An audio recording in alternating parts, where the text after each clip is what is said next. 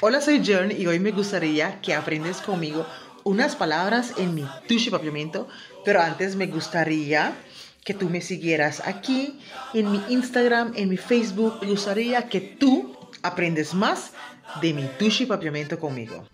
Si no sabías, tengo una escuela online, tiene un costo. ¿De verdad te gustaría aprender más de mi Tushi Papiamento? Escríbeme y puedes empezar. Hoy vamos a hablar de las palabras, cosas que usamos en este mes. Y diciembre en papiamento es December. Fiestas queda igual, fiesta.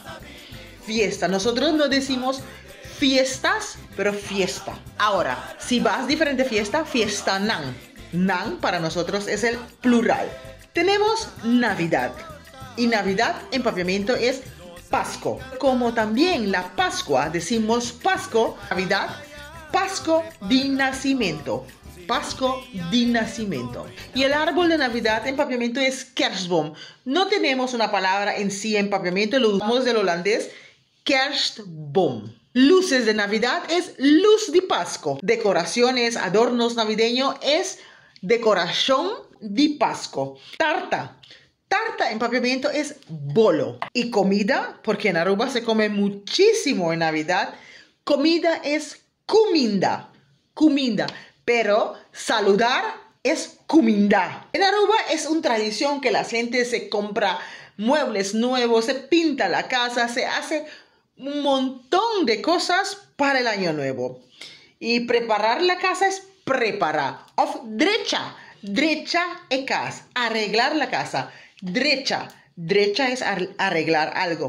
Drecha es casa. Pintar la casa decimos verf. Otra palabra que lo cogemos del holandés. Verf. Quiero pintar mi casa de color verf. Mi casa de color gel. Mi verf, mi casa de color gel.